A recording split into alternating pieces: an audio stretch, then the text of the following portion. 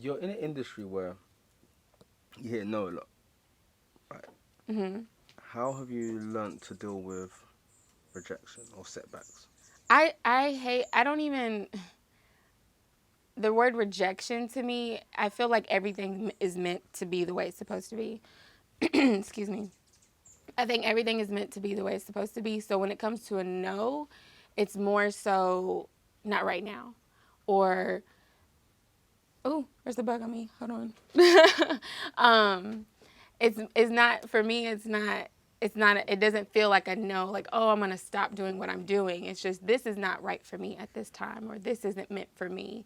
And through my career, professionally, personally, um, if anything, no's just make me go harder. It really does. It pushes me to, think outside the box.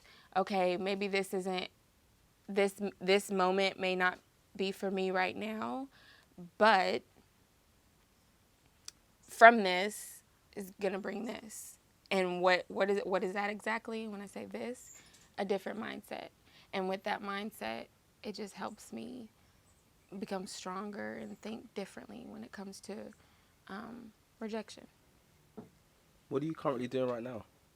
As of what? Work wise, what projects do you have currently working on? Well, I didn't know if I want to mention this, but I'm doing a sunglass line. So I'm trying to start up this sunglass company called MSTR. It's short for Monster because my last name is Monds. So all my following, my supporters, I call them my monsters. And yeah, so I'm starting a company, MSTR. And first and like number one priority is my music. So I'm working on my EP and getting my music together, working with different creatives and producers and writers. Um, and yeah, honestly, I'm creating every day and just honestly,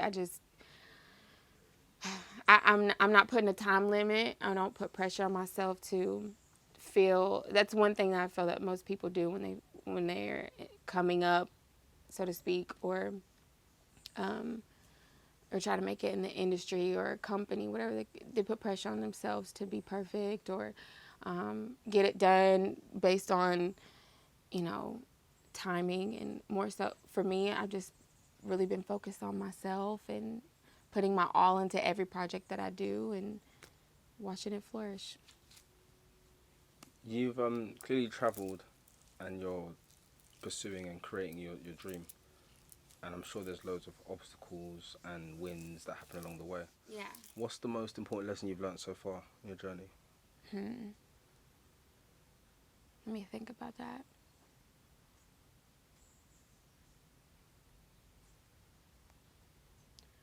I would like kind of piggybacking off what I said before, not putting pressure on myself. So when I first moved here, I was thrown into a circle of very talented people, um, legendary people, people that I would look up to.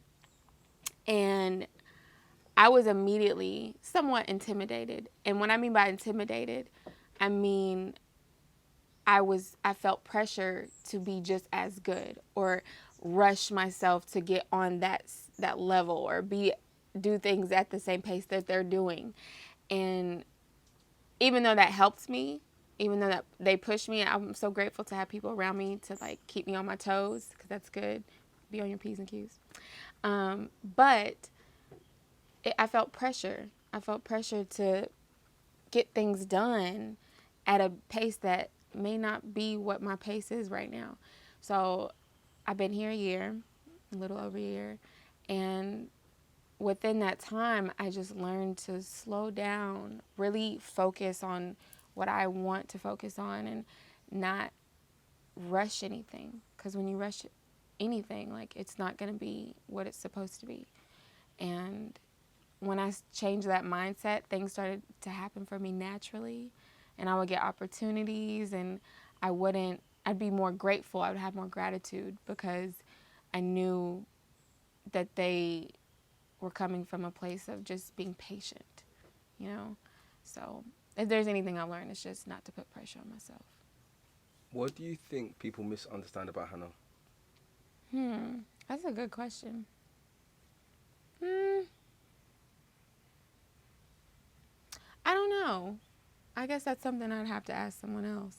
But um, if I could turn it around, I do feel misunderstood a lot of the times. But I feel like what great artist or great legend isn't. I feel like being misunderstood is actually a good thing. I feel like it's a it's a